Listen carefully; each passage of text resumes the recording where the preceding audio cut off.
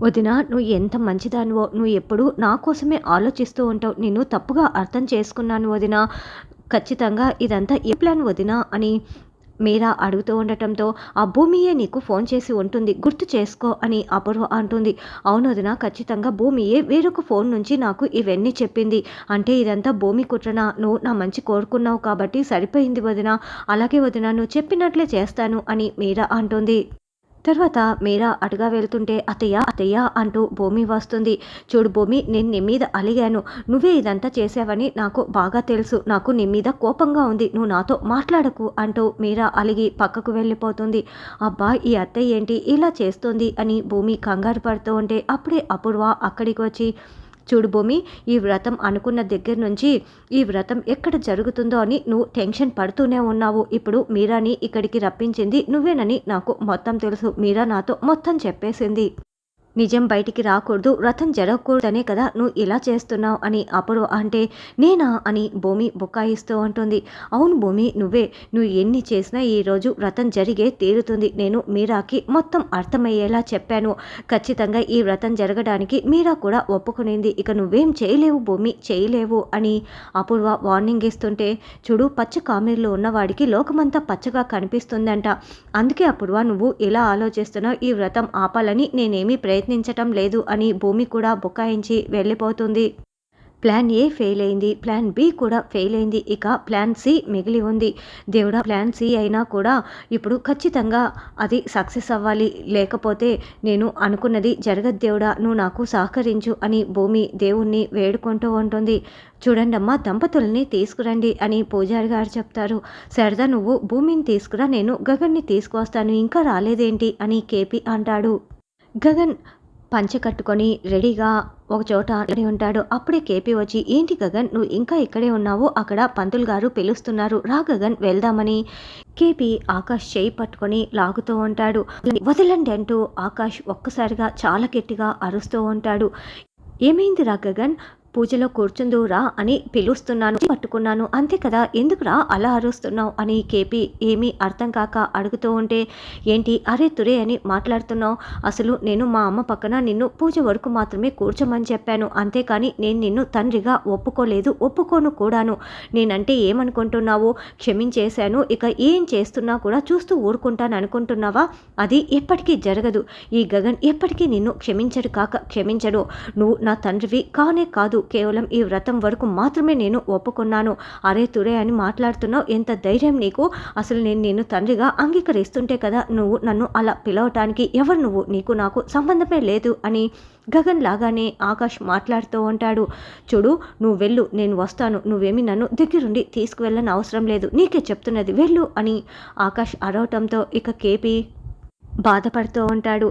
నువ్వు మీ అమ్మ పక్కన అసలు నన్ను చూస్తేనే నువ్వు అరిచేవాడివి, కోపగించుకునేవాడివి. ఇప్పుడు మీ అమ్మ పక్కన కూర్చునేంత వరకు నువ్వు నన్ను క్షమించావంటే నువ్వు నన్ను పూర్తిగా నాన్నలా అంగీకరిస్తావు. నాకు ఆ నమ్మకం ఉంది గగన్, నమ్మకం ఉంది అని కేపీ మనసులో అనుకుంటూ ఉంటాడు. తర్వాత భూమి మళ్ళీ మీరా దగ్గరికి రాగానే, చూడు, నువ్వు మళ్ళీ నీ ఎంట్రీ ఇస్తున్నావేంటి? నేను నీపై అలిగానని చెప్పాను కదా, వెళ్ళు భూమి వెళ్ళు అని మీరా విసుక్కుంటూ ఉంటుంది.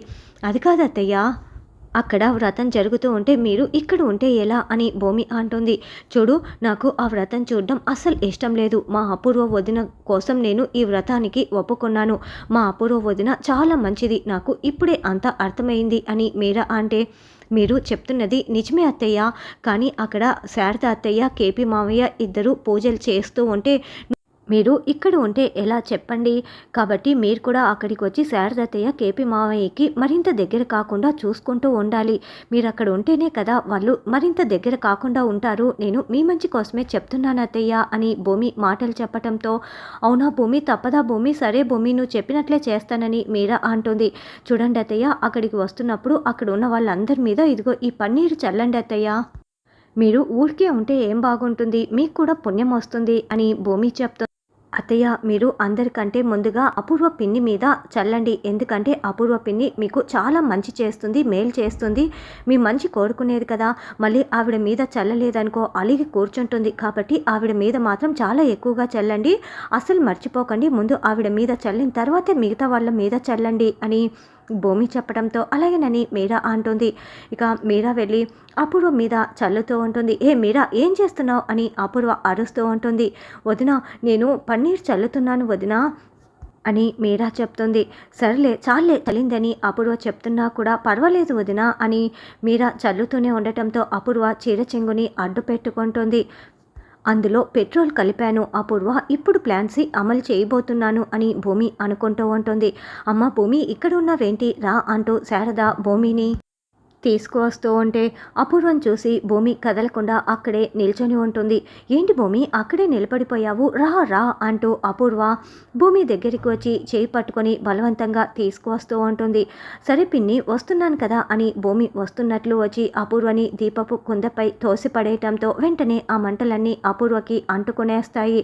అయ్యో పిన్ని పిన్ని అని భూమి నటిస్తూ ఉంటే అమ్మ మమ్మీ మమ్మీ అంటూ నక్షత్ర విలువిల్లాడిపోతూ ఉంటుంది. అప్పుడే ఆకాష్ తన కండువాతో ఆర్పటానికి ప్రయత్నిస్తూ ఉంటాడు. అయితే అవి ఆడకపోవటంతో ఏదో ఒకటి చేయండి అని భూమి తెగ నటిస్తూ ఉంటుంది. అప్పుడే ఆకాష్ అక్కడ ఉన్న ఒక పెద్ద దుప్పటిని తీసుకొచ్చి అపూర్వకి కప్పి పడేస్తాడు. అపూర్వ స్పృహ కోల్పోతుంది.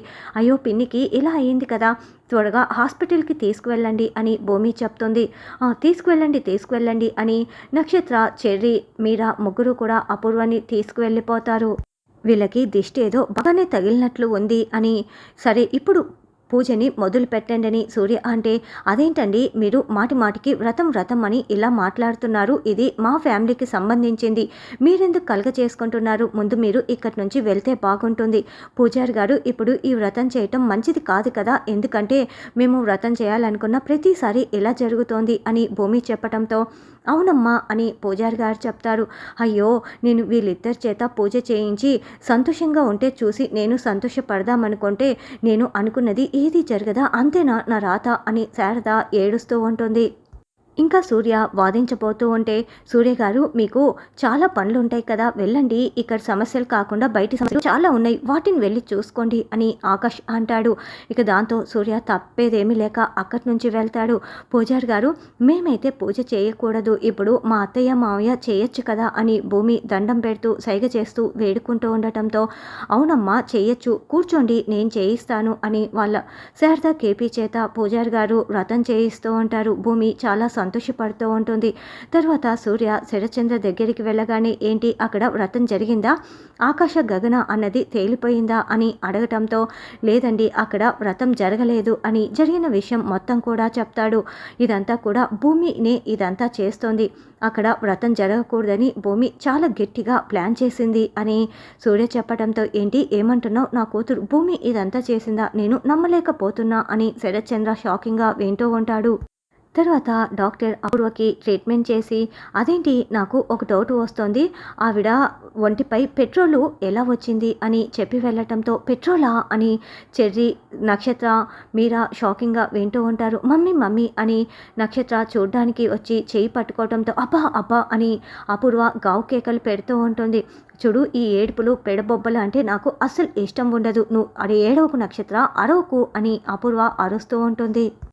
తర్వాత రానున్న ఎపిసోడ్లో ఇక ఆకాష్ నేనే కదా నీ మెడలో తాళి ఇక్కడ కట్టింది అని గగన్లా మాట్లాడుతూ ఉండటంతో భూమికి డౌట్ వస్తూ ఉంటుంది.